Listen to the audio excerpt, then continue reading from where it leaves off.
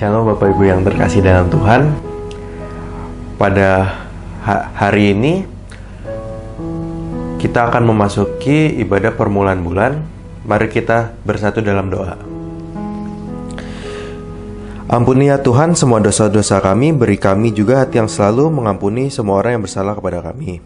Jauhkan kami dari semua pencobaan dan si jahat. Berikan kepada kami hati yang bijaksana dan mau taat kepada-Mu dan hidup jadi pelaku firman-Mu. Kami bawa di hadapan-Mu berkat persembahan hati kami, persembahan khusus, persembahan nazar, persembahan persepuluhan. Biarlah dipakai dan dikelola untuk mendukung pekerjaan bagi nama-Mu di muka bumi ini. Berkatilah kami semua, kami dan sisi keluarga kami selalu hidup aman dalam perlindungan-Mu. Dalam nama Tuhan Yesus kami sudah berdoa dan mengucap syukur. Haleluya, amin.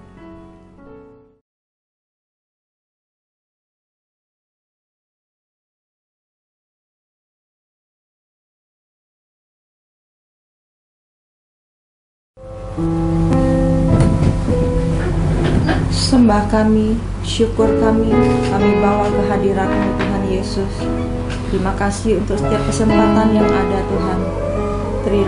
Terimalah Tuhan pujian dan penyembahan kami. Terima kasih Tuhan Yesus.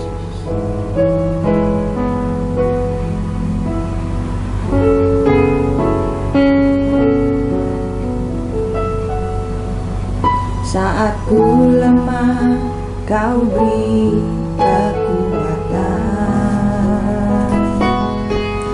Saat tiada jalan, Kau bukakan jalan. Yesus, Kau sumber hidupku. Saat ku jatuh, Kau mengangkatku. Saat ku sedih, Kau menghiburku. Yesus, Kau juru selamatku. Saat ku lemah, Kau beri kekuatan. Saat tiada jalan, Kau bukakan jalan. Yesus, Kau sumber hidupku. Saat ku jatuh, Kau mengangkatku. Saat ku sedih, Kau menghiburku.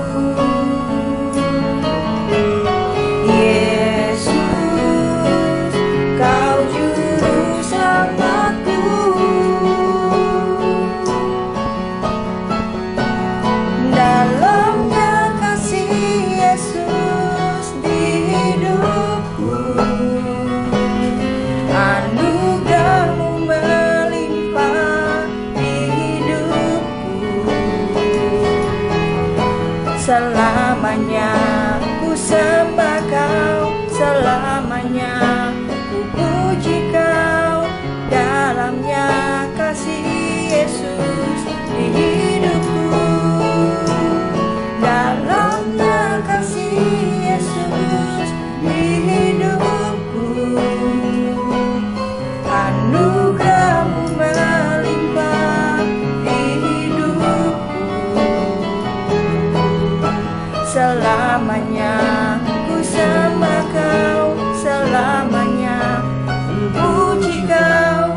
Dalamnya kasih Yesus di hidupku.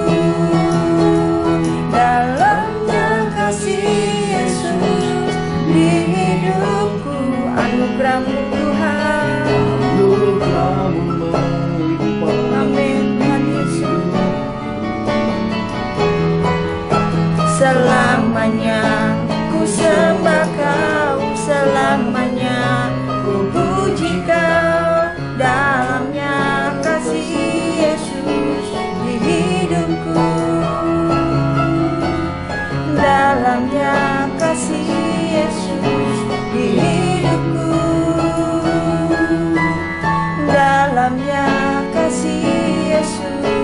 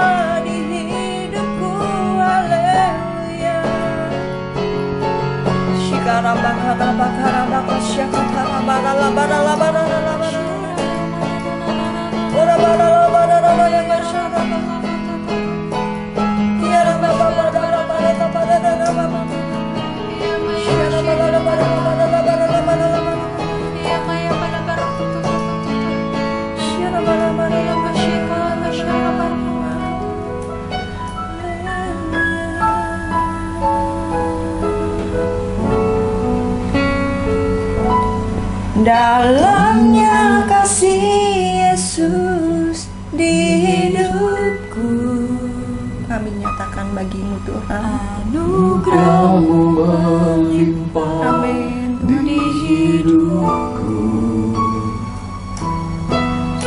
Selamanya ku sembah Kau, selamanya ku puji Kau. Dalamnya kasih Yesus di hidupku. Dalamnya kasih Yesus di hidupku. Anugerah-Mu melimpah di hidupku. Selamanya ku sembah Kau, selamanya ku puji Kau. Dalamnya kasih Yesus di hidupku. Dalamnya kasih Yesus di hidupku. Dalamnya kasih Yesus. Dalamnya kasih Yesus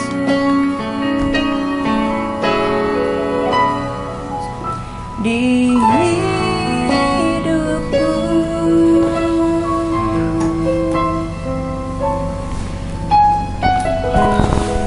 Sebab kami hidup, kami memilih hidup di dalam kasih-Mu, tinggal di dalam kebenaran-Mu, melakukan perintah-perintah-Mu, hidup sepenuhnya jadi pelaku firman-Mu. Sebab Engkau berfirman, setiap orang yang mendengarkan dan melakukan perintah-perintah-Mu, hidup mereka akan berbahagia. Mereka akan ditanam seperti tanaman di tepi aliran air, yang tidak layu, tetapi terus berbuah setiap musimnya. Hidup kami pasti berbuah, hidup kami pasti memberkati nama Tuhan, hidup kami pasti berbahagia. Terima kasih Tuhan, anugerahkan kasih-Mu bagi setiap kami. Roh hikmat, roh pengertian, roh pengenalan yang benar akan Kau curahkan bagi kami semua. Berkati, berkati. Di dalam nama Tuhan Yesus Kristus kami berucap syukur. Mari semua kita cinta Tuhan sama-sama katakan amin. Shalom Bapak Ibu yang terkasih di dalam Tuhan. Tidak terasa waktu begitu cepat berlalu. Anugerah Tuhan, hari ini kita ibadah tepat di permulaan tanggal 1 awal bulan, masa liburan. Mungkin ada di antara kita yang hari ini sedang liburan keluarga, atau juga ikut mudik, ataukah sedang ada di villa atau di rumah bersama keluarga. Ada Tuhan, ada kebahagiaan. Bapak Ibu yang terkasih di dalam Tuhan, mari kita lihat kebenaran firman Tuhan, apa yang tertulis di dalam Matius 11 ayat 28 sampai yang ke-30.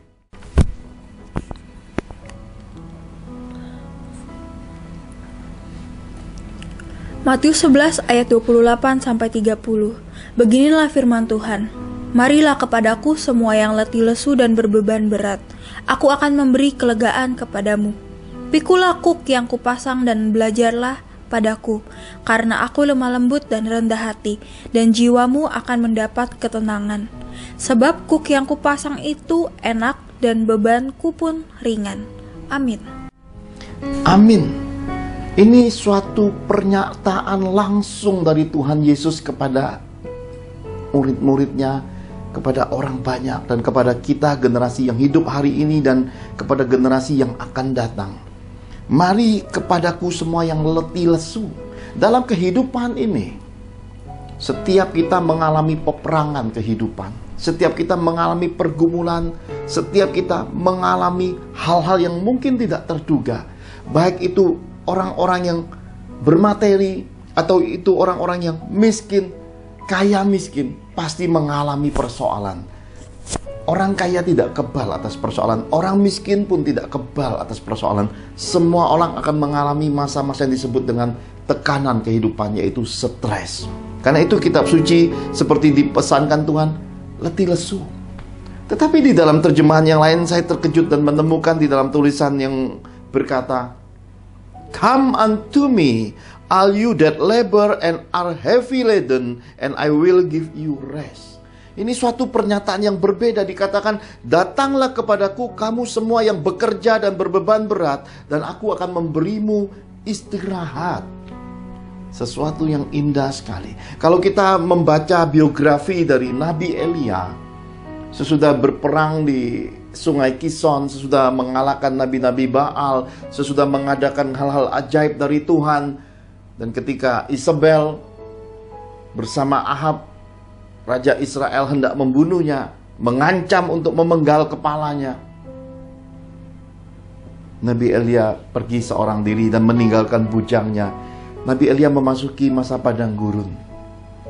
Sesudah kemenangan besar, sesudah pelayanan yang hebat, sesudah mencapai sorak-sorai puji-pujian dan mengembalikan umat kepada Tuhan, justru seorang abdi Allah mengalami peperangan yang amat berat. Sampai kitab suci mencatat Elia berkata, dalam keluh kesah, dalam tekanan hidupnya, dalam tekanan banyak sekali hal yang tidak menyenangkan, dia ingin meninggal dunia, dia ingin mati saja.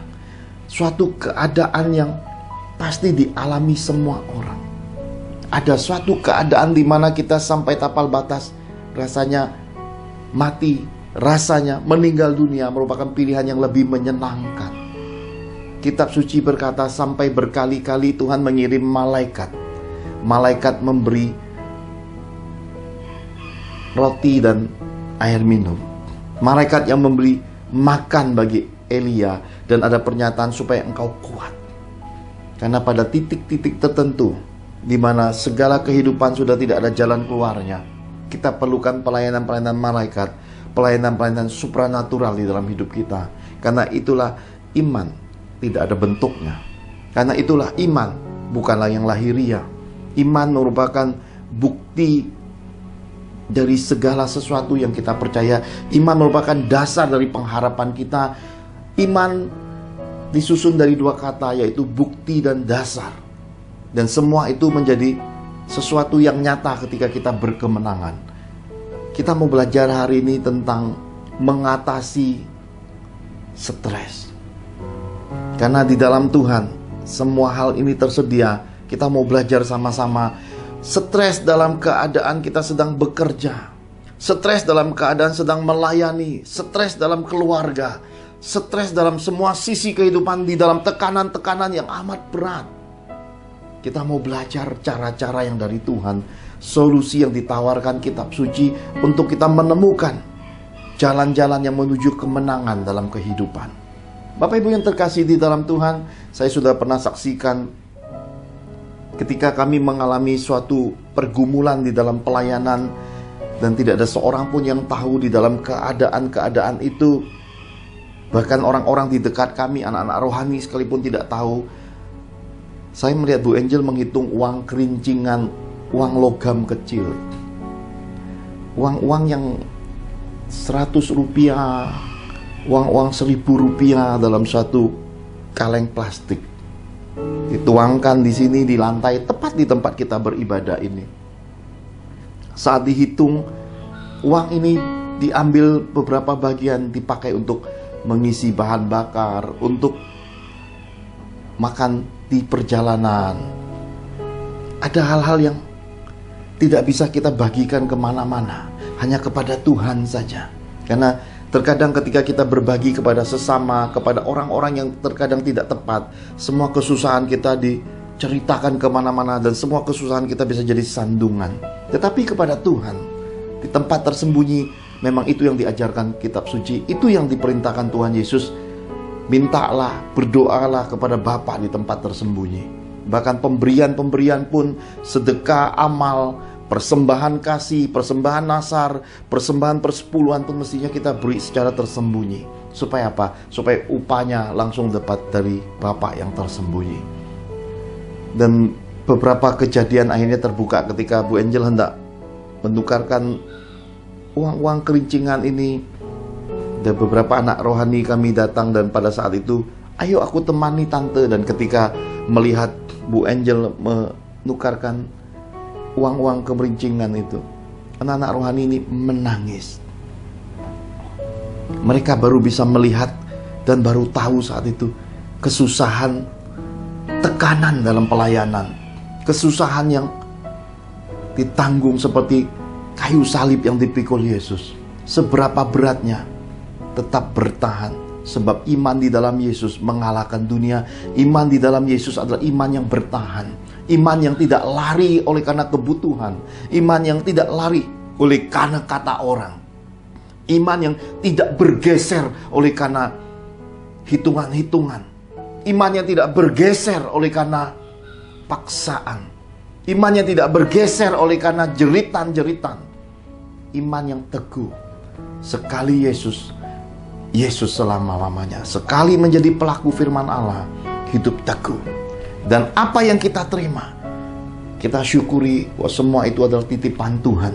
Semua yang kita terima, baik itu kesusahan ataukah itu kelimpahan, baik itu penderitaan ataukah itu suatu masa tuaian yang besar, kebahagiaan yang besar, semua tetap harus kita kembalikan untuk menjadi persembahan syukur di hadapan Tuhan. Suatu persembahan yang harum, dalam keadaan kurang ataupun lebih, dalam keadaan miskin ataupun kaya, dalam keadaan tidak punya ataupun berlimpah-limpah, tetap diletakkan di bawah kaki Yesus sebagai ungkapan bahwa kita mencintai Yesus, mencintai firman-Nya selagi kita hidup. Sampai kembali ke sorga, kita tetap adalah pribadi yang sama, pribadi yang hidupnya merdeka, hatinya merdeka, yang dipenuhi rohnya, yang diurapi untuk layak menjadi kekasih-kekasihnya. Hidup takut akan Tuhan harus mendasari gereja-gereja Tuhan. Hidup takut akan Tuhan harus mendasari kepribadian anak-anak Tuhan, supaya cinta yang tulus, cinta yang setia, cinta yang kudus kepada Yesus itu terpelihara pada generasi ini. Selagi kita hidup, kita wariskan kepada anak cucu kita saat kita kembali ke sorga. Harta pusaka, pengenalan, cinta akan Tuhan, hidup takut akan Tuhan itu turun-temurun diwarisi bagi rumpun keluarga. Karena itulah Bapak Ibu, apakah yang akan memisahkan kita?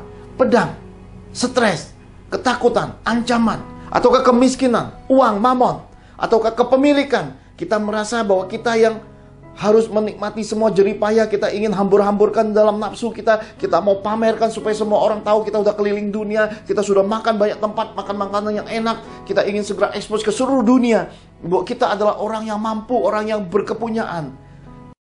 Suatu saat hidup akan mendera, hidup akan menunjukkan suatu bentuk penyesalan kalau tidak ada Tuhan di dalamnya. Stres itu, tekanan hidup itu akan menyatakan manusia dalammu seberapa dewasa, seberapa berkualitas, seberapa sanggup menghadapi tata penghakiman Yesus nanti. Selagi suara-suara peringatan Tuhan diperdengarkan, suara roh berseru-seru, jangan keraskan hatimu. Sadarilah bahwa Tuhan terus memberi kesempatan, terus Tuhan perdengarkan supaya engkau berbalik pada kasih-Nya yang semula. Lakukan lagi apa yang Tuhan perintahkan sejak semula. Lakukan lagi, selesaikan nasarmu, selesaikan tugas kewajibanmu, dan semua hal yang sudah engkau komitmenkan, jagai sampai akhir hidup. Supaya apa? Supaya engkau ditemukan adalah satu pribadi yang sungguh-sungguh dengan Tuhan. Satu pribadi yang selagi hidup dapat menjagai kepercayaan Tuhan, mengelola segala kekayaan dan kasih karunia yang Tuhan titipkan selagi engkau hidup. Engkau adalah seseorang yang berharga di hadapan Tuhan. Haleluya. Mari Bapak Ibu kita melihat bagian yang pertama lebih dulu. Ayub 6 ayat 8 sampai yang ke-13. Ayub 6 ayat 8 sampai ke-13. Demikian Tuhan berfirman, kiranya terkabul permintaanku dan Allah memberi apa yang kuharapkan. Kiranya Allah berkenan meremukkan aku. Kiranya Ia melepaskan tangannya dan menghabisi nyawaku. Itulah yang masih merupakan hiburan bagiku. Bahkan aku akan melompat-lompat kegirangan di waktu kepedihan yang tak kenal belas kasihan. Sebab aku tidak pernah menyangkal firman yang Maha Kudus. Apakah kekuatanku sehingga aku sanggup bertahan? Dan apakah masa depanku sehingga aku harus bersabar? Apakah kekuatanku seperti kekuatan batu? Apakah tubuhku dari tembaga? Bukankah tidak ada lagi pertolongan bagiku dan keselamatan jauh daripadaku? Amin. Amin. Belajar tentang kehidupan stres, Tuhan sudah menitipkan satu kitab suci, kitab Ayub. Belajar dari kehidupan Ayub, kita menemukan penderitaan itu sampai hari ini terbukti masih terjadi. Orang stres menimbulkan rasa gatal pada tubuhnya, dan saking gatalnya nanti Ayub menggaruknya dengan beling dan kemudian membusuk. Ada banyak di antara kita anak-anak Tuhan, stresnya sampai keluar bermanifestasi pada tubuh, gatal. Stresnya sampai jadi orang yang tidak lagi nampak kepribadiannya, sudah berganti jadi punya pola kebiasaan belanja, makan berlebihan, pergi sana pergi sini tidak tenang, bicara meleter. Dan itu tanda-tanda orang yang tertekan hidupnya, tertekan jiwanya, tertekan dalam kehidupan. Itu orang-orang stres. Maka yang pertama yang diajarkan kitab suci sebagai solusi dari Tuhan, ratapan jiwa disampaikan saja kepada Tuhan. Apapun stres yang kau alami, sampaikan kepada Tuhan. Pada dimensi Ayub 6 ini kita melihat bahwa ketika Ayub melihat sahabat-sahabatnya yang sangat rohani, ternyata berbicara rohani tidak jadi berkat bagi hidup Ayub. Malah Ayub merasa tertuduh, tertekan. Malah Ayub merasa kesalehan kerohanian itu tidak menolong jiwanya.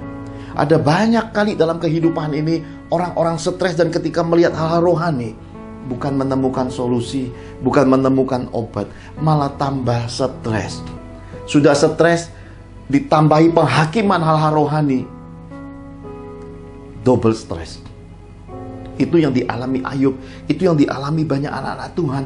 Bukan solusi, bukan mukjizat, bukan kesembuhan, bukan pemulihan, bukan jalan keluar, malah tambah dibebani banyak sekali roh-roh pendakwa. Oleh karena semua nasihat rohani itu dibebani oleh roh-roh agamawi, didomplongi oleh roh-roh pendakwa, hingga pada akhirnya orang melihat, loh kok masuk rohani tambah berat. Itulah yang saya bagikan minggu lalu tentang sahabat saya, ketika dia berkata, "I trust no one in Christianity." Aku tidak bisa percayai lagi siapapun di dunia Kristen ini. Masih ada sisa kamu. Dan sampai akhir hidupnya saya mendampinginya sampai masuk surga. Karena apa Bapak Ibu? Dia melihat seorang Pak Johan tidak menghakiminya.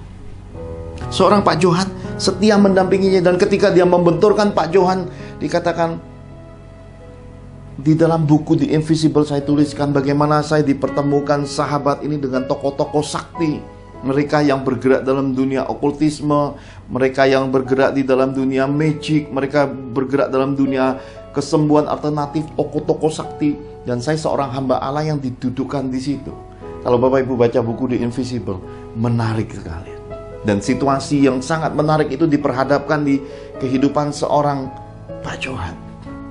Saya berkata, oleh karena Tuhan, saya mengikuti semua seperti masa zaman Daniel. Ada roh yang exciting yang Tuhan percayakan, yang Tuhan beri, yang investasikan dalam hidup saya. Dan itu bisa dibuktikan melewati suku, kaum, bahasa, dan agama. Kenapa? Karena saya sudah melayani ke bangsa-bangsa lain, sampai Malaysia, sampai India, sudah melayani beragam bahasa, dan karunia itu bekerja. Tetapi tidaklah saya umbar untuk mengejar popularitas. Tidak saya pakai untuk mencari keuntungan, karena saya menjagai semua kepercayaan Tuhan itu yang dari Tuhan. Semua cuma-cuma itu saya pelajari dengan cuma-cuma, saya terima dengan cuma-cuma, dan saya salurkan dengan cuma-cuma. Jadi berkat untuk banyak orang. Dan kehidupan ini nampak sekali. Maka sahabat itu berkata, "Kamu bro masih mau mengurusi kelompok umat Tuhan yang thank you Lord, generasi thank you Lord, God bless you," katanya. Dan kamu masih setia, punya hati yang memberi, hati yang melayani, gak harap upah. Kamulah yang bisa ada di tengah-tengah jemaat yang God bless you.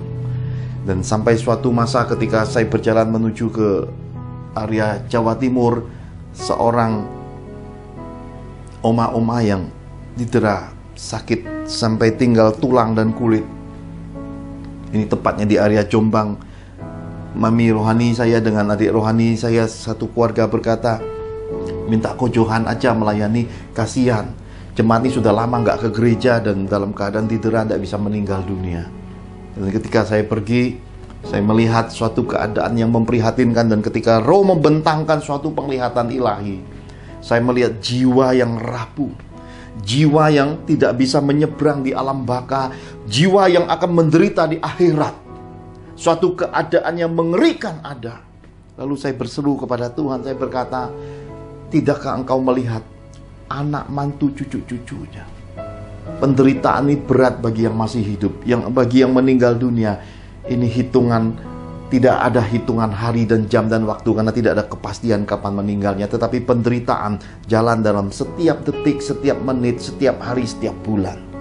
Akankah mereka hancur-hancuran ya Tuhan?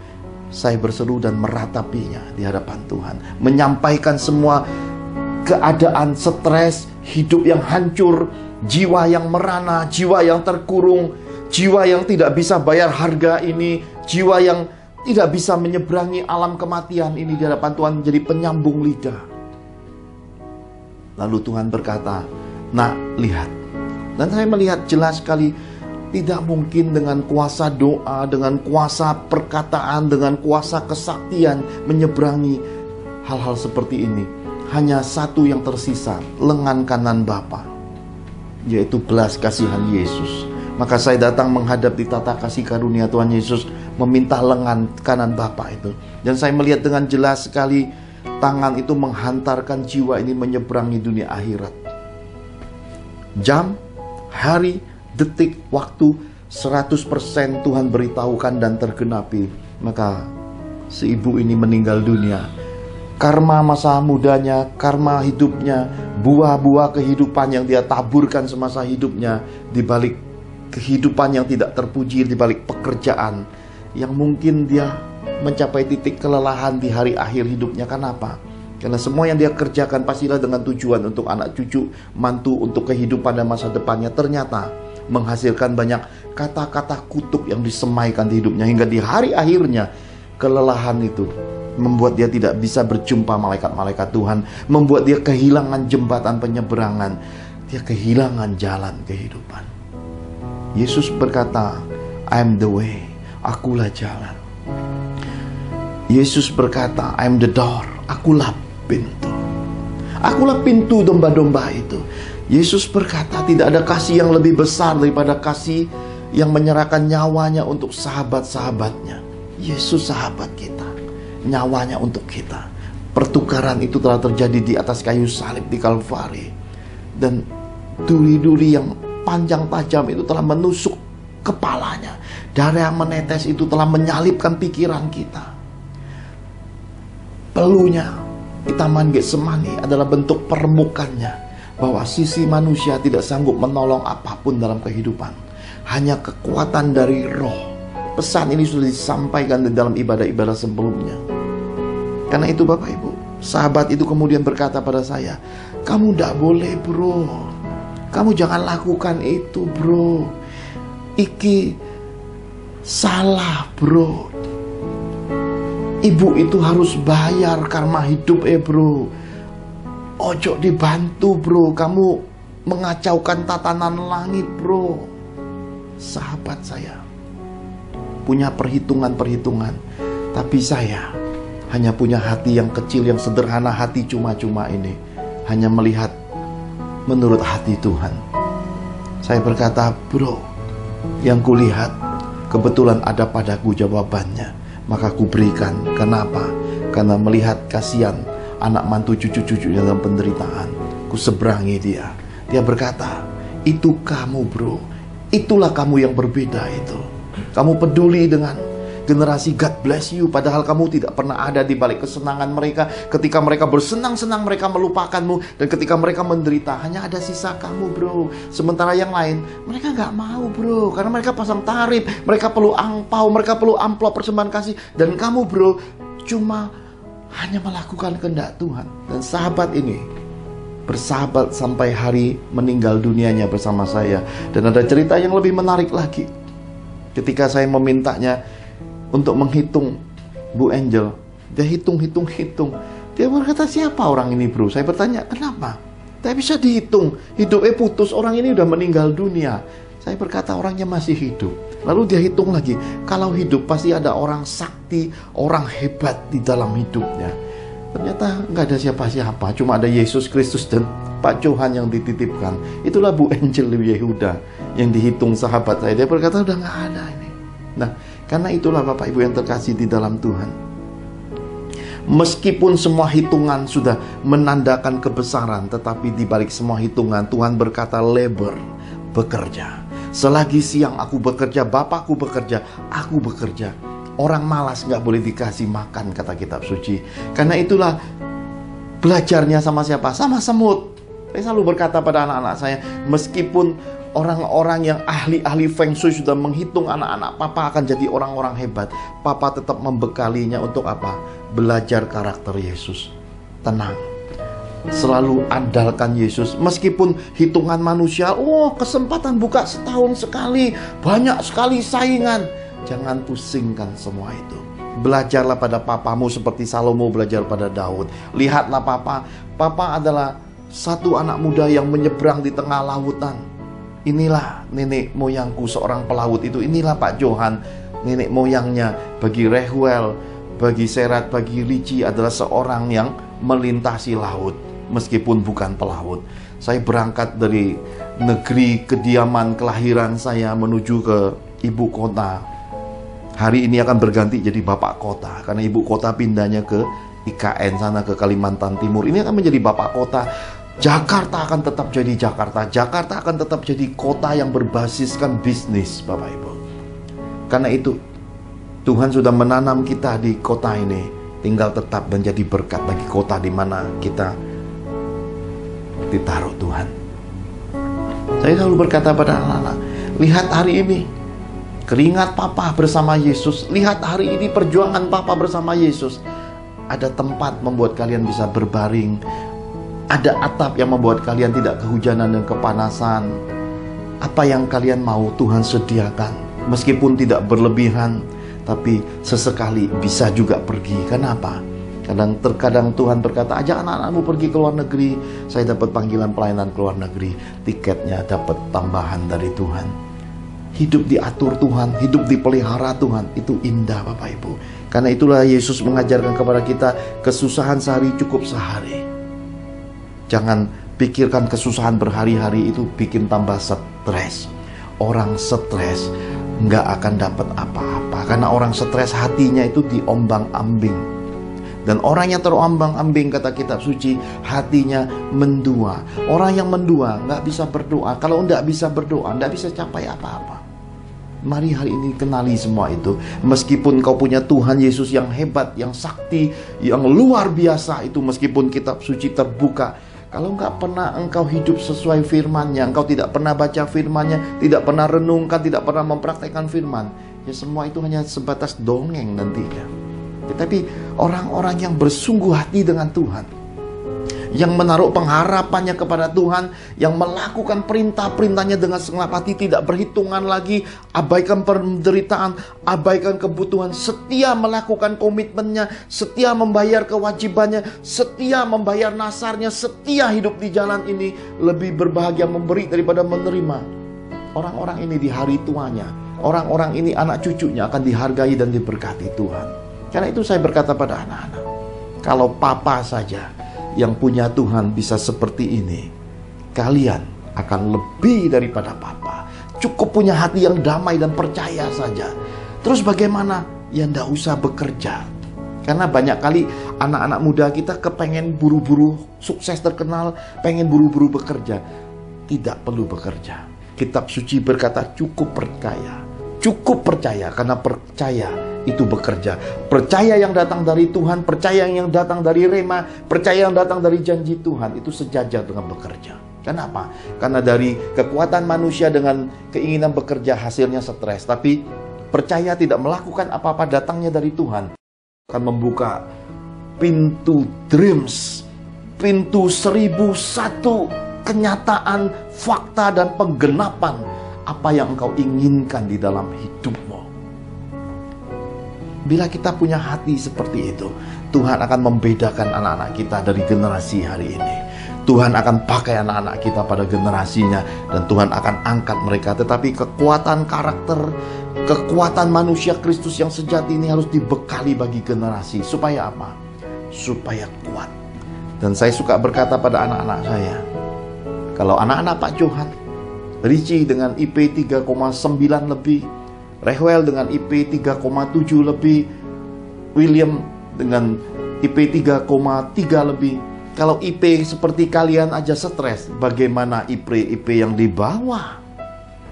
Bukankah kalian akan menghancurkan generasi di bawah? Karena orang melihat, loh, yang berprestasi akademis aja, yang punya Tuhan, yang mengalami Tuhan seperti itu, gimana yang lain? Karena itulah kita harus bertanggung jawab, bukan untuk diri kita saja, tetapi untuk orang-orang lain. Hidup untuk memberkati. Prinsip yang saya selalu ajarkan kepada anak-anak. Ketika saya dilahirkan sebagai yang terbesar, sulung, cucu dari pihak mama, cucu sulung, cucu dari pihak papa, cucu sulung, anak pertama. Saya selalu punya prinsip begini. Kalau saya gagal, saya sudah menghancurkan adik-adik saya. Kalau saya berhasil, saya membuka jalan untuk adik-adik saya melihat itu keberhasilan.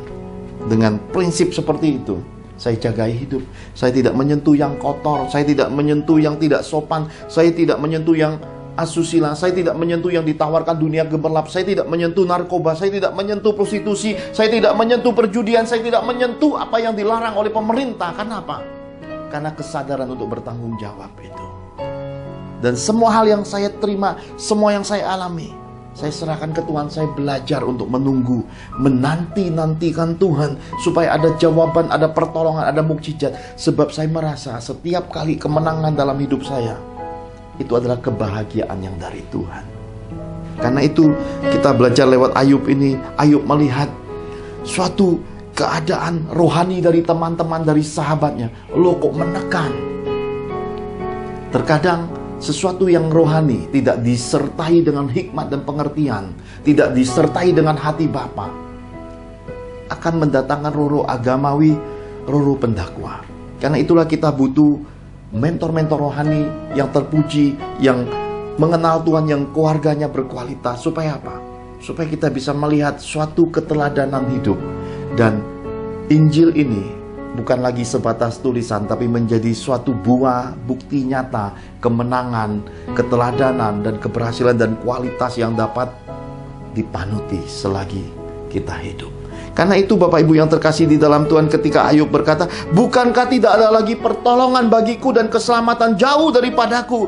Ayub terus meratap di hadapan Tuhan, dan semua hal yang dia terima ini dia ratapi. Kalau Bapak Ibu baca kitab Ayub, Bapak Ibu akan menemukan suatu pernyataan nanti ketika Tuhan berbicara direct, langsung bicara ke Ayub. Saat itu Ayub baru menyadari, oh, aku ternyata hidupnya selama ini hidup dari kata orang. Imanku tuh iman yang nebeng. Imanku tuh iman yang cap cip cup. Motivasi semua isinya, semuanya hal-hal yang dicap cip cip. Saya tidak pernah, kata Ayub pada akhirnya, mengalami Tuhan. Kenapa? Karena semua yang dilakukan itu hanya sebatas baik, bukan yang dikenan Tuhan, dan belum mencapai yang sempurna dari Tuhan. Ketika Ayub menyesalinya, Ayub bertobat saat itu. Dan ketika Tuhan melihat suatu persembahan pertobatan dari hidup Ayub, saat itu juga Tuhan berfirman, firman Tuhan cukup. Firman Tuhan langsung memulihkan hidup Ayub. Karena itulah saya bekali pada generasi anak-anak saya, mulai dari generasi The Johan Family, generasi Father's Miracle Family, generasi anak-anak rohani.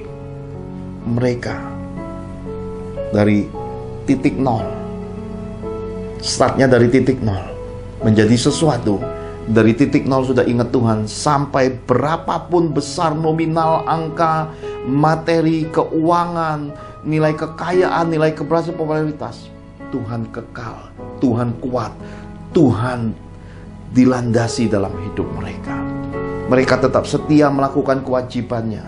Mereka tetap setia, tidak terikat hatinya dengan jumlah nominal dan uang. Mereka tetap berpegang pada bimbingan mentornya. Dan ketika saya yang diletakkan Tuhan sebagai pembimbingnya dari awal, saya memantau mereka di alam-alam tidak nyata, mendoakan mereka, dan sekali perkara-perkara terjadi, seperti pelayanan Nabi Samuel, saya melihat penyertaan Tuhan di dalam pelayanan ini, keajaiban-keajaiban luar biasa. Karena itu Bapak Ibu, yang pertama harus kita sadari adalah sampaikan ratapan jiwamu langsung kepada Tuhan. Yang kedua, mari kita lihat sama-sama Yunus 2 ayat 1 sampai yang ke-7. Yunus 2 ayat 1 sampai 7. Beginilah firman Tuhan. Berdoalah Yunus kepada Tuhan Allahnya dari dalam perut ikan itu. Katanya, dalam kesusahanku aku berseru kepada Tuhan, dan Ia menjawab aku. Dari tengah-tengah dunia orang mati aku berteriak, dan Kau dengarkan suaraku. Telah Kau lemparkan aku ke tempat yang dalam, ke pusat lautan, lalu aku terangkum oleh arus air. Segala gelora dan gelombangmu melingkupi aku, dan aku berkata, telah terusir aku dari hadapan matamu. Mungkinkah aku memandang lagi bait-Mu yang kudus? Segala air telah mengepung aku, mengancam nyawaku. Samudera raya merangkum aku. Lumut lautan membelit kepalaku di dasar gunung-gunung. Aku tenggelam ke dasar bumi. Pintunya terpalang di belakangku untuk selama-lamanya. Ketika itulah Engkau naikkan nyawaku dari dalam liang kubur, ya Tuhan Allahku. Ketika jiwaku letih lesu di dalam aku, teringatlah aku kepada Tuhan, dan sampailah doaku kepadamu ke dalam bait-Mu yang kudus. Amin. Amin. Sesudah belajar Ayub, kita belajar Nabi Yunus. Nabi Yunus adalah seorang nabi yang sebenarnya menerima mandat Tuhan, kepercayaan Tuhan, malah melarikan diri dalam ketidaktaatan. Bapak Ibu yang terkasih di dalam Tuhan, ada banyak anak-anak Tuhan lari dari panggilan Tuhan, lari dari proses Tuhan. Oleh karena apa? Melihat suatu pembandingan, yaitu pembanding absintus. Ada banyak anak-anak Tuhan digagalkan oleh kepahitan. Generasi yang tertekan duri-duri absintus. Mereka merasa hidup orang-orang Kristen itu pahit. Mereka mengucapkan kata-kata penghakiman, kata-kata pahit. Kemudian pada akhirnya mereka lari seperti Nabi Yunus. Ada banyak anak-anak Tuhan yang semula nggak punya apa-apa, kemudian diberkati Tuhan. Ada banyak di antara anak Tuhan yang semua sakit, kemudian disembuhkan. Ada banyak di antara anak-anak Tuhan yang terikat, yang terjerat perempuan jalang, kena sihir, kena okultisme, dibebaskan dengan harga yang mahal oleh Tuhan. Mereka lupa. Di hari kelegaannya, mereka lupa. Kenapa? Karena mereka melihat suatu pembanding absintus. Kepahitan. Mana mungkin orang kok rohani seperti itu, selalu yang dilihatnya yang buruk. Bapak Ibu yang terkasih di dalam Tuhan, apa yang terkandung di dalam hati terkadang itu dikumpulkan lewat apa yang kita lihat begitu banyak. Contohnya begini Bapak Ibu, suami istri menikah, dalam pernikahan mereka tiba-tiba ingin punya anak. Oleh karena apa? Oleh lihat, wah enak ya punya anak kecil. Keinginan itu dibuahi dari apa yang didengar, dari apa yang dilihat, dan terkumpullah di dalam batin. Dan ketika dia diberi kepercayaan Tuhan, hamil. Begitu hamil, dia melihat seluruh bumi ini seakan-akan manusia hamil. Karena lihat sana orang hamil, lihat sini orang hamil. Padahal di antara 1000 orang mungkin cuma 100 yang hamil, yang dilihatnya seakan-akan 100.000 hamil. Ini kehidupan Bapak Ibu. Ini yang harus disadari, keadaan kamuflase hidup.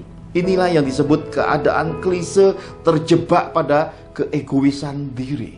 Dan ketika dia mulai mengalami suatu pembanding negatif, ketika dia melihat, loh kok itu suami itu mesra, kok suamiku tidak mesra. Mulai kehamilan itu jadi masalah karena menuntut lebih banyak. Semua pembanding negatif itu adalah pembanding yang disebut duri-duri absintus. Lah kok aku salurkan persembahan persepuluhan, aku salurkan persembahan kasih, aku bayar persembahan nasar, aku dukung pelayanan. Lo kok hamba Tuhan sana kok enak, ini enak ya, ini itu. Pada akhirnya dihentikan semua. Kenapa? Karena semua pembanding absintus negatif itu muncul dari orang-orang yang pahit hati. Dan ketika engkau memutuskan berhenti, Tuhan juga menutup pintu. Lihat, Yunus memutuskan melarikan diri, tidur di tempat tersembunyi di antara orang-orang yang ada di dalam kapal. Tapi Tuhan kenal siapa engkau. Tuhan mengejarmu. Kalau Tuhan yang menutup pintu, tidak ada yang bisa buka. Kalau Tuhan yang membuka pintu, tidak bisa yang menutup. Dan kalau Tuhan sudah mengejarmu, kemanapun kau pergi, dengan sayap fajar, terbang ke tinggi ke langit atau sembunyi di bawah perut bumi, Tuhan tetap bisa menemukan engkau. Dan Yunus ketika ditemukan, dibuang undi, jatuhnya pada Yunus dibuang ke laut. Kitab suci berkata, seekor ikan besar makan Yunus, masuk ke dalam perutnya. Dan kita sudah baca kitab suci, sudah baca tadi ceritanya. Yunus berdoa kepada Tuhan. Ini bagian yang kedua. Ketika engkau bayar harga, ingat Tuhan dan bertobat. Yunus ingat Tuhan di tengah-tengah kegelapan 3 hari 3 malam di perut ikan. Ada banyak di antara anak-anak Tuhan yang sudah bayar harga oleh karena kekeliruan hidup, oleh karena mereka berhenti dari segala hal yang disebut dengan kasih mula-mula Yesus. Mereka berhenti di dalam semua hal yang disebut dengan kasih setia, dengan kesetiaannya hidup sebagai pelaku firman, setia membayar nasarnya, setia melakukan kewajibannya. Mereka potong salibnya dan Tuhan hentikan semua juga kasih karunia hidupnya. Mereka terprosok lagi karena satu setan yang diusir, 7 balik, 8 yang kembali dalam hidupnya, 8 kesusahan besar datang lagi. Karena itu Bapak Ibu, adalah berbahagia membaca kitab Amsal bahwa emas, perak, dan permata tidak melebihi hikmat. Hikmat adalah bagian kecil dari kemuliaan dan kasih karunia Tuhan, itu lebih berharga dari emas, perak, permata. Ketika engkau menemukan Tuhan, kitab suci mengajarkan di dalam catatan Injil, jual hartanya untuk membeli harta terpendam, yaitu menemukan Tuhan. Jangan engkau buang lagi semua yang sudah ada dalam hidupmu ini. Jangan lagi engkau tinggalkan semua kehidupan yang sudah masuk pada kasih karunia dengan kebaikan-kebaikan Tuhan, dengan kesembuhan, dengan pemulihan, dengan mukjizat, pertolongan Tuhan, kebaikan Tuhan bagi putri-putrimu, bagi anak-anakmu, bagi keluargamu. Jangan tinggalkan Tuhan. Karena apa Bapak Ibu? Karena ketika kita lupa budi, lupa kebaikan Tuhan, kita akan jatuh seperti Yunus. Kita lari pada dosa pemberontakan, kita lari menjauhi Tuhan dalam ketidaktaatan. Kita mulai masuk lagi dunia-dunia yang disebut kedagingan. Meninggalkan roh, masuk dunia kedagingan. Meninggalkan hidup kudus untuk masuk lagi pada kehidupan duniawi, nafsu manusia dan setan-setan. Kita kembali dengan kehidupan manusia lama lagi. Cepat lambat engkau pasti dituai di dalam kehidupan. Berhentilah selagi engkau mendengar panggilan Tuhan dan suara yang diperdengarkan ini. Karena itulah Bapak Ibu yang terkasih di dalam Tuhan, orang rendah hati, ganjarannya adalah kehormatan, kekayaan, dan kehidupan. Orang-orang yang meresponi peringatan dan panggilan pertobatan Tuhan adalah orang-orang besar selagi hidup. Adakah kesempatan itu terbuka? Kesempatan itu ada di hati nuranimu, ada pada hatimu sendiri, dan itu berputar-putar di pikiranmu. Kalau engkau tidak salibkan dengan duri Yesus, maka engkau akan kembali ke manusia lama. Engkau berhitung dengan Tuhan, engkau beri Tuhan kerincingan lagi, engkau puaskan nafsumu, engkau tidak takut Tuhan lagi, engkau puaskan dirimu dengan keinginan-keinginan yang bergelora di balik kelaki-lakianmu, keinginanmu untuk jatuh lagi di dalam dunia persundalan, dunia segala hal-hal yang kotor, yang mendukakan roh. Engkau kembali mendukakan Tuhan. Mari pahami panggilan Tuhan ini, tinggalkan semua itu, karena semua itu tidak ada masa depannya. Anak-anak muda kita harus belajar untuk memilah-milah pergaulan. Pergaulan yang ada Tuhannya, yang ada masa depannya, pergaulan yang sehat. Engkau harus menginspirasi pergaulan. Engkau boleh diberkati, tapi engkau jangan lupa engkau adalah berkat yang lebih besar dalam pergaulan. Anak-anak muda kita harus memahami sampai titik itu. Karena apa? Kalau tidak, engkau akan hanyut di dalam pergaulan, dan suatu hari pergaulan akan mendukakan, mengecewakan, dan akan menyakiti hatimu. Karena dunia ini tidak ada yang setia. Sedikit yang tersisa di dunia ini yang bisa setia, yaitu yang mereka punya hati Tuhan, yang mengenal siapa Tuhannya. Karena itu belajarlah untuk masuk sisi domba-domba. Seperti apapun dimensinya, lebih baik menjadi seseorang yang terus mau diisi dan dipenuhi dengan roh yang mau diajar. Orang yang mau diajar terus akan dibentuk, dan orang yang mau dibentuk akan melihat masa depan dan hari-hari yang baik. Bapak Ibu yang terkasih di dalam Tuhan, tembok rumah saya tahun lalu sudah saya aquaproof. Tahun ini kembali saya aquaproof lagi. Kalau tahun lalu saya kerja seorang diri dibantu dengan anak-anak saya, tahun ini Tuhan menghadiahkan satu orang tukang, dan ketika saya bayar upahnya 2 kali lebih mahal dari upah tukang, dia kerja 1 hari kemudian dia pulang mudik. Lalu saya melihat, wah, cat sisa banyak dan ini belum saya kerjakan lagi. Di tengah kelelahan, di tengah segala hal, saya berkata, ini olahraga. Sudut pandang, cara kita bersikap, cara kita melihat segala sesuatu akan menyehatkan diri kita. Mens sano in corpore sano. Di dalam tubuh yang sehat terdapat jiwa yang kuat. Tetapi di dalam kehidupan jiwa yang ada Tuhannya, semuanya jadi sehat. Dan ketika kita melakukan segala sesuatu seperti sudut pandang itu, aku buat ini bukan untuk hari ini, untuk masa akhirku menuju akhirat.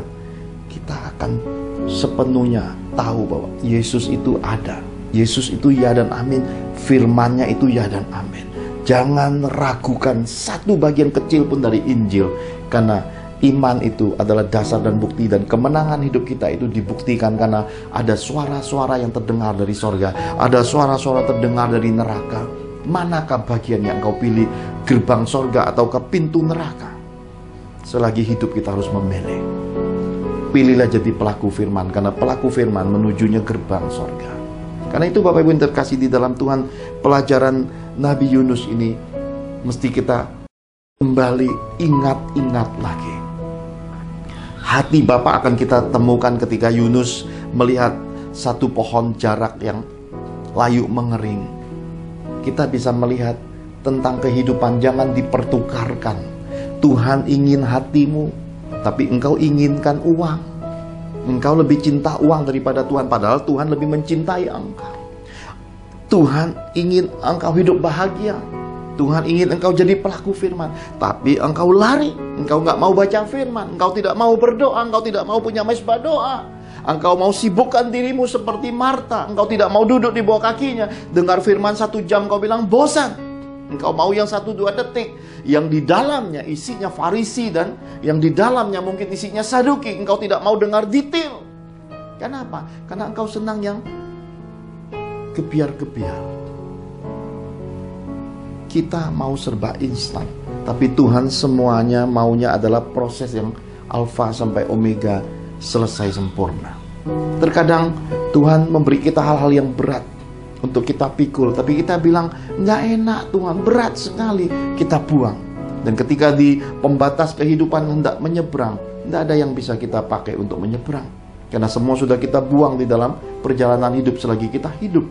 Karena itulah Bapak Ibu yang terkasih di dalam Tuhan, di mana ada roh Allah, di situ ada kemerdekaan. Inilah pembekalan Tuhan sebelum Tuhan terangkat ke sorga. Roh yang diminta kepada Bapa Surgawi ini telah tercurah. Roh inilah yang harus menuntun kita melakukan firman, yang menuntun kita mengambil keputusan, yang menuntun kita berpegang pada komitmen, membayar nasal, jadi pelaku firman, memenuhi kewajiban kita sebagai umatnya. Roh ini mendasari kita untuk hidup takut akan Tuhan. Tuntunannya ikuti, bimbingannya ikuti. Dia bicara saat kita tidur, dia berbicara dalam mimpi kita, dia berbicara ketika kita baca firman, dia berbicara kita melihat suatu keadaan yang menyakitkan, dia berbicara ketika kita sedang ada di suatu situasi di tengah-tengah alam, seperti apapun dimensinya, dia terus bicara kepada kita. Dengarkan suaranya, karena roh inilah yang mendasari kitab penciptaan Bapak Ibu. Karena itu marilah hari ini kita berbalik lagi. Semua hal yang kita lakukan di dalam ketidaktaatan, pemberontakan, lupa budi sama Tuhan, lupa kebaikan Tuhan, lupa kebaikan sesama, kita mengecewakan, menyakiti orang-orang yang kita kasihi, kita berbohong, kata-kata dusta sudah terbiasa kita ucapkan, kemudian kita menggemakan kata-kata sia-sia, kata-kata mengumpat, kata-kata kebun binatang, kata-kata yang gak layak diucapkan orang-orang terang. Dan ketika semua itu kita tuai, sadarilah, kita yang memulai, kita juga yang harus mengakhirinya. Kita yang menabur, kita juga yang menuai. Dan untuk memperbaiki semuanya, haruslah dari diri kita juga. Pemahaman ini harus kita peroleh sama-sama hari ini selagi kita hidup. Mari masih ada kesempatan kita perbaiki semua. Kita kembali pada kasih Yesus yang semula, supaya semua stres di balik bayar harga yang mahal ini semua stres di balik tuaian kebusukan, kepahitan, kebohongan, ketidakjujuran, segala bentuk penyimpangan dan pelanggaran dosa itu berhenti hari ini. Kita masuki lagi hari baru, dimensi baru, kepercayaan Tuhan yang baru, dan mari kita lakukan semua yang nampak. Kita bisa setia memberkati, yang tidak nampak Tuhan juga kita harus lakukan perkara-perkara yang tidak nampak dengan setia. Haleluya. Mari kita lihat bagian yang ketiga, Amsal 15 ayat 15 sampai yang ke-17. Amsal 15 ayat 15 sampai 17, demikian Tuhan berfirman. Hari orang berkesusahan buruk semuanya, tetapi orang yang bergembira hatinya selalu berpesta. Lebih baik sedikit barang dengan disertai takut akan Tuhan daripada banyak harta dengan disertai kecemasan. Lebih baik sepiring sayur dengan kasih daripada lembu tambun dengan kebencian. Amin. Amin. Bapak Ibu yang terkasih di dalam Tuhan, Salomo di dalam kitab Amsal sudah memberikan suatu pemahaman kepada kita, suatu keadaan hidup ketika terikat dan terjerat duniawi. Kenapa? Kesusahan itu hari-harinya nampaknya buruk. Jadi orang yang berkesusahan itu semua harinya nampaknya buruk. Orang gembira itu hatinya selalu berpesta. Sukacita itu obat. Bersukacitalah. Sekali lagi ku katakan kepadamu, bersukacitalah. Bersukacitalah di dalam Tuhan. Merdekakan jiwamu dengan tindakan iman. Ini yang diajarkan oleh kitab suci. Sedikit barang dengan disertai takut akan Tuhan, itu lebih baik daripada banyak harta dengan kekhawatiran, kecemasan, kehancuran, dan ketidakbahagiaan. Kembalilah pada kasih Tuhan yang semula. Dan alangkah baiknya kalau bisa banyak harta, punya hati yang besar untuk memberi. Punya banyak harta, bisa memuliakan Tuhan dengan semua kekayaan dan harta yang dipercayakan Tuhan. Itu menjadi sesuatu yang luar biasa dalam kehidupan. Tetapi oleh karena hanya sedikit orang yang punya kesanggupan dan kasih karunia seperti itu, mari pahami batasan tertentu dalam kehidupan. Terkadang orang harus tahu kapan harus berhenti, kapan harus mengakhiri segala sesuatu. Keadaan hati yang bisa penuh dengan penguasaan diri seperti ini adalah orang-orang bijaksana dalam kehidupan. Bapak Ibu yang terkasih di dalam Tuhan, ketika hatimu merdeka, stres akan hilang. Ketika engkau memahami bahwa engkau sedang terikat, bahwa hal-hal duniawi menjerat engkau, engkau akan memilih untuk meletakkan semua. Karena semakin diteruskan akan semakin menghancurkan. Semakin dipaksakan, hidupmu akan tenggelam di dalam dunia orang-orang mati. Hati nuranimu berbicara. Roh menerangi rohmu. Roh berbicara pada hati nuranimu, dengarkan. Dan ketika roh berkata, hentikan, berhenti saat itu. Seorang pembimbing rohani, seorang mentor rohani ketika sampaikan pesan, dengarkan dan kerjakan. Jangan engkau hanya mengutip yang enak, menyenangkan egomu, kau kerjakan dan kemudian kau merasa sepi. 1 yang diusir keluar, 7 tambah 8 kembali dalam hidupmu. 8 setan kesusahan besar datang lagi. Jangan teruskan jalan yang sama, berbaliklah dengan setia. Adil kepada yang nampak, mengasihi orang yang nampak, mengasihi sesama. Tetapi harus lebih setia lagi kepada Tuhan yang tidak nampak. Karena itulah mata uang itu. Ketika ditanya Tuhan, apa yang nampak? Kaisar. Dan mata uang itu 2 sisi. Berikan kepada Allah apa yang wajib diberikan kepada Allah. Berikan kepada kaisar, kepada sesama apa yang wajib diberikan kepada sesama. Hati yang punya keadilan, hati yang bijaksana ini harus mendasari kehidupan anak-anak Tuhan. Karena itulah kesanggupan kita hidup jadi pelaku firman, kesanggupan menata hati kita menurut pengaturan firman akan membawa kita masuk pada kepercayaan Tuhan yang besar, akan membawa masuk kita pada kebahagiaan-kebahagiaan hidup yang seluruh dunia kejar dan cari. Bapak Ibu, pada bagian ketiga ini ada bagian-bagian yang bisa dijabarkan, tetapi saya akan sambung di ibadah minggu berikutnya sebagai bagian kedua. Kita akhiri bagian pertama ini, suatu bagian yang menjadi solusi stres, mengatasi kelelahan jiwa. Dan kita percaya bahwa Ketika kita merenungkan semua pencerahan firman Tuhan ini, kita akan menemukan hal-hal berharga, hal-hal yang akan menolong kita untuk mengambil bagian-bagian yang disebut solusi kehidupan, bagian-bagian yang menjadi hak Tuhan kita kembalikan, bagian-bagian yang ternyata sudah kita curi, kita harus hitung kembali, kita kembalikan ke Tuhan. Bagian-bagian yang ternyata kita abaikan di balik bakti, kita harus kembalikan. Semuanya sudah diatur menurut pengaturan firman-Nya. Hati nurani yang bersih, sikap dan pikiran yang tulus harus mendasari semua keputusan hidup kita. Mari kita akhiri ibadah ini. Pastor William akan tutup di dalam doa dan doa-doa berkat Bapa Surgawi. Mari kita angkat kedua tangan kita sama-sama di hadapan Tuhan. Bapak Ibu yang terkasih dalam Kristus, kita baru saja dicerahkan firman Tuhan tentang cara mengatasi kelelahan jiwa. Pilihan utama hidup kita adalah hidup jadi pelaku firman Tuhan, maka kita akan hidup dalam kasih karunia, kesegaran, dan hidup penuh damai sukacita karena Tuhan. Mari kita akhiri ibadah ini dengan doa menerima berkat-berkat Bapa Sorgawi. Mari kita angkat kedua tangan kita di hadirat-Nya. Demi otoritas Bapa Sorgawi, terbukalah tingkap-tingkap langit dan disediakannya benih-benih terbaik dalam kehidupan. Diberkatinya hidup kita, apa saja yang kita kerjakan dibuat Tuhan berhasil. Para malaikatnya diutus melindungi hidup kita dan melindungi keluarga kita. Perbekalan makanan kita disediakannya, berkat keuangan kita dilimpahkannya.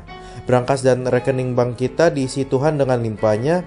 Dalam kemuliaan Bapa, dalam anugerah Tuhan Yesus, dalam persekutuan Roh Kudus, kita terima semua berkat ini. Sama-sama kita katakan amin. Amin. Tuhan Yesus memberkati.